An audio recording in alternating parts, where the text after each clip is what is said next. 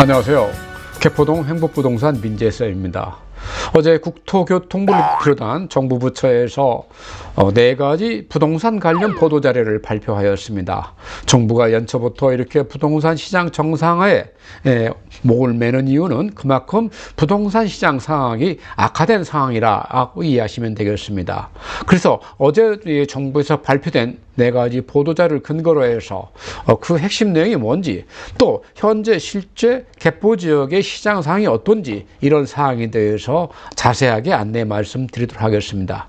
어제 정부 발표 자료를 한마디로 정리한다 그러면, 그동안 부동산 시장, 특히 분양시장을 짓눌러 왔던 분양시장의 대못이 다 뽑혔다, 이렇게 말해 볼 수 있다 하겠습니다. 그 내용을 차례로 한번 보시면요, 첫 번째는 일단 국토교통부에서 대통령에게 업무 보고한 내용이었습니다.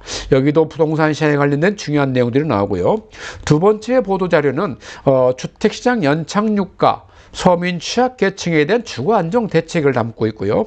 세 번째는 재건축 안전진단 기준 개선책이 나왔는데, 그것을 1월 5일부터 실시하겠다는 내용을 담고 있습니다. 네 번째로는 기획재정부 발표자료에서 서울에 지금 지정되어 있는 15곳의 투기지역을 해제하고 그중 강남, 서초, 송파, 용산, 이렇게 4개구만 투기지역으로 남기겠다는 내용을 담고 있습니다. 이 부분들을 각자 하나씩 자세히 알아보도록 할 텐데요. 첫 번째, 이제 국토교통부의 대통령 업무보고 자료가 되겠습니다. 자, 이 자료 보시면은 내 집 마련은 좀 더 쉽게, 지역은 활력 넘치게, 안전하고 살기 좋은 대한민국을 우리 국토교통부에서 건설하겠다는 내용을 담고 있는데요. 하나씩 살펴보시면은, 자, 총 5가지의 이슈를 제공하고 있습니다. 그 중에서 첫 번째, 지역 균형 발전을 위한 규제 완화, 이렇게 담고 있는데요.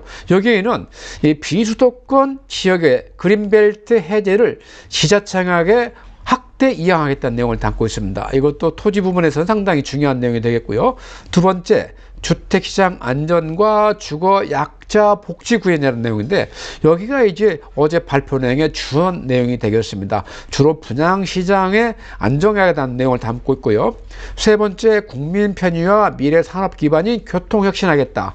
이 내용은 많은 분들께서 관심을 갖고 있는 GTX 라인에 대한 내용을 담고 있기 때문에 한번 세세히 살펴볼 필요가 있겠습니다. 다음 네 번째, 다섯 번째 사항은 부동산과 그렇게 밀접하지 않기 때문에 생략하도록 하겠습니다. 자, 하나씩 살펴보면은요, 첫 번째, 우리가 비수도권 지자체장에게 우리가 그린벨트 해제 권한을 주는데, 현재 30만 평방까지 허용됐던 것을 이제는 100만 평방까지 이렇게 확대해 줄 뿐만 아니라, 그 중에서도 국가 전략 산업 단지 대부분은 그 총량에서 제약했다는 내용을 담고 있습니다. 그래서 지방의 어떤 균형 발전을 위해서 지자체장이 그 현실에 맞게끔 활용할 수 있는 그런 기회를 제공한다 볼 수 있고요.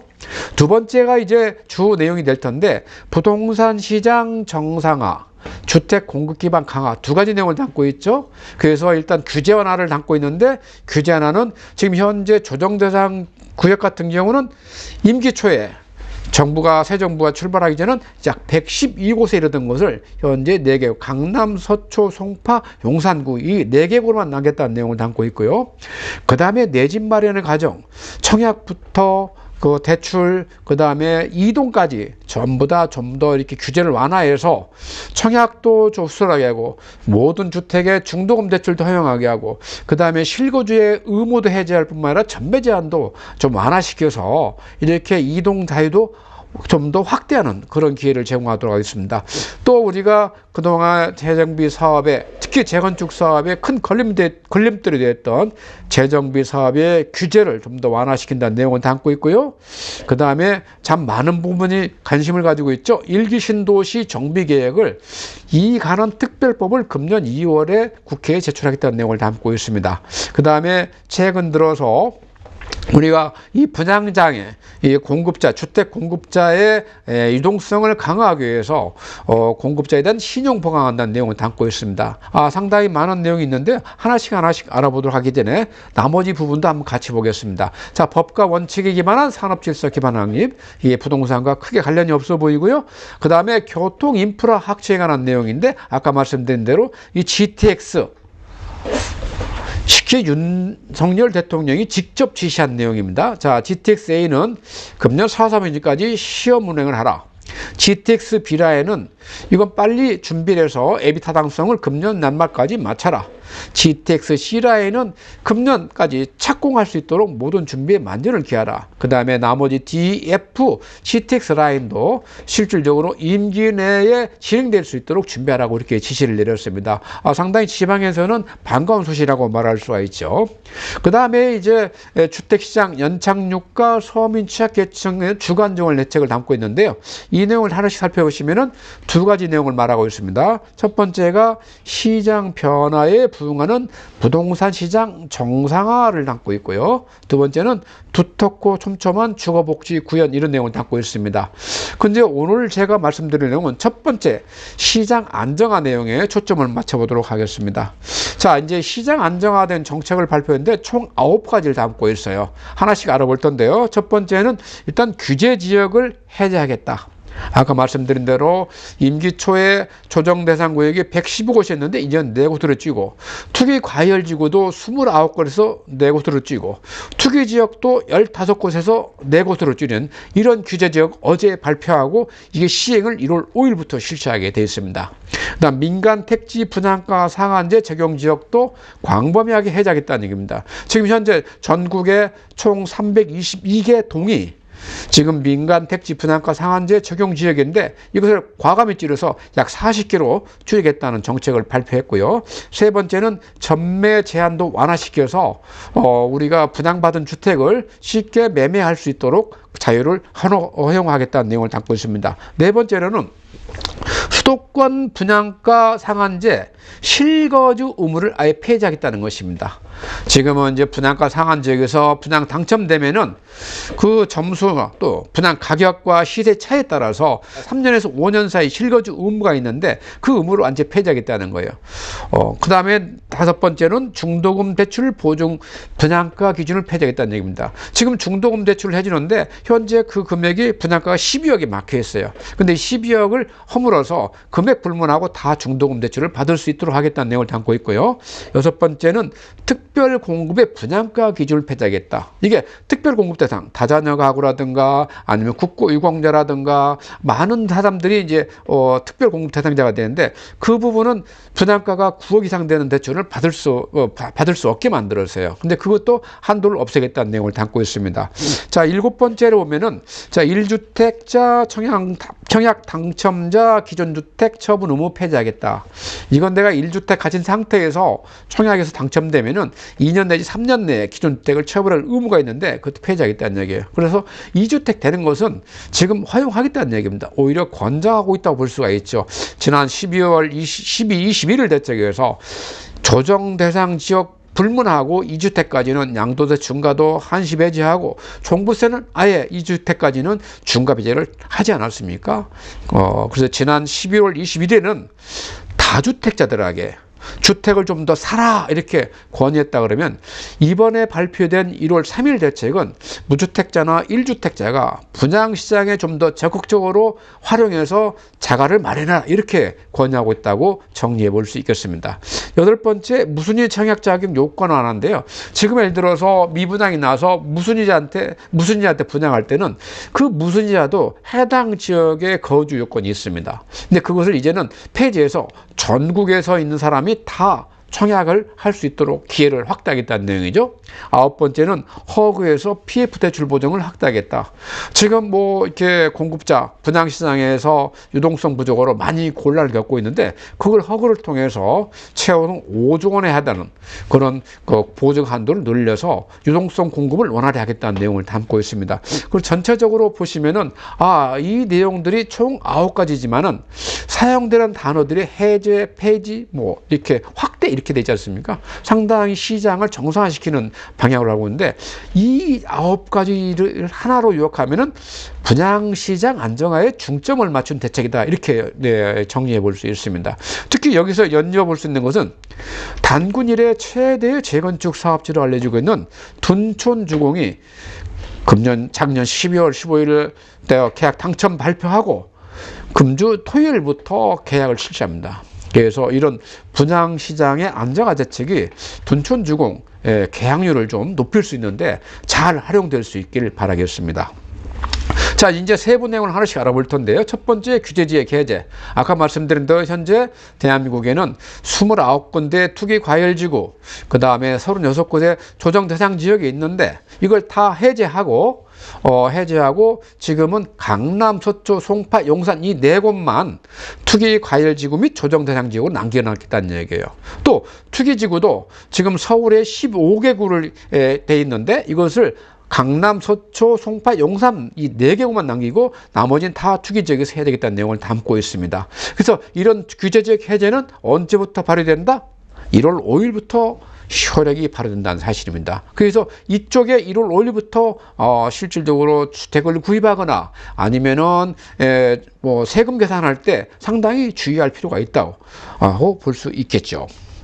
자, 그 다음에 이제 두 번째, 민간 택지 분양가 상한제 적용 지역 해제도 마쳤는데 아까 말씀드린 대로 지금 서울에 306개 동, 거기다가 하남, 과천, 광명, 이 3개 시에서 뭐 13개 동 해서 전국에 322개 동이 분양가 상한 적용 지역되는데 이걸 과감히 줄여서 이제 강남, 서초, 송파, 용산 이 4개구 약 40개 동에만 적용하겠다는 내용을 담고 있습니다.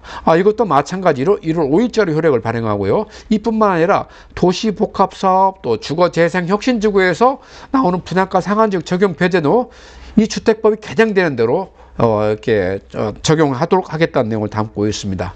자, 세 번째, 전매 제한 완화인데요.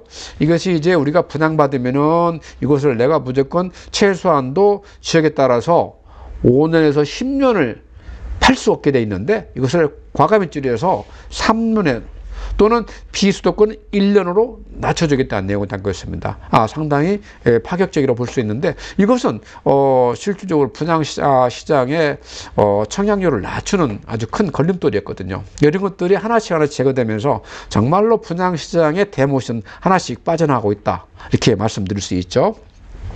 자, 네 번째는 이제 수도가 분양가 상한제 실거주 의무 폐지. 이것도 분양시장에 상당히 걸림돌을 작용했던 것이죠. 그래서 수도권 분양가 상한제 주택을 받으면 최대 5년, 작게는 2년 정도 이렇게 실거주 의무가 필요했는데 이것을 완전 폐지하겠다는 것입니다. 그래서 전월세 운영하기 때문에 자금 조달이 상당히 쉬워지고 내가 내 지역에 맞는 또 내 인생 라이프 서클에 맞는 지역에 선택해 살 수 있는 그런 특징 기회를 허용한다는 얘기죠. 이것도 이제 주택법을 이제 개정하기 때문에 주택법 개정 대신 바로 이렇게 의무를 해제하도록 하겠다는 내용을 담고 있고요. 다섯 번째로 이제 주택 중도금 대출 보증 분양가 상한 기준을 폐지하겠다. 아까 말씀드렸죠. 현재 분양가 12억 이하에만 하던 것을 이제는 금액 제한 없다. 또 1인당 5억 한도 있던 것을 보증 한도도 없다. 이렇게 이제 막고 있는 거고요. 이것은 은행에서 시스템을 이제 완비해야 되기 때문에 1, 4분기 중에 실시한다는 그런 스케줄을 가지고 있습니다. 자, 여섯 번째는 이제 특별 공급 분양가 기준 폐지한다. 말씀드린 대로 우리가 다주택자라든가 국가 유공자 등 공급하는 특별 공급 제도가 분양가 9억 이하로 이렇게 막혀 있던 것을 우리가 9억 초과 금액 한도를 아예 없애겠다 하는 내용을 담고 있고요. 이것도 이제 주택 공급에 관한 규칙을 개정했기 때문에 올해 2월 중에 개정해서 실시하겠다는 스케줄을 가지고 있습니다. 일곱 번째는 1주택 청약 당첨자 기존주택 처분 의무 폐지. 이것도 우리가 2년 내지 3년 내에 처분했던 의무를 완전히 폐지하겠다는 내용을 담고 있습니다. 이것도 실시 시기는 올해 2월 이후에 예상이 되고 있고요. 그 다음에 여덟 번째 사항은 무수녀 청약 자격 요건 완화. 아까 말씀드린 대로 우리가 이제 무순위 청약 기회가 있을 때 그 무순위자마저도 해당 지역에 거주 요건이 있어야 되는데 그걸 완전히 폐지해서 이제는 전국에 있는 사람 모두가 특정 지역에 우리가 미분양 물건에 청약할 수 있는 기회를 가질 수 있다는 내용이 되고 있고요. 시행 시기는 마찬가지 금년 2월이 되고 있습니다. 아홉 번째로 허그의 PF 대출 보증 확대한다고 아까 말씀드렸죠.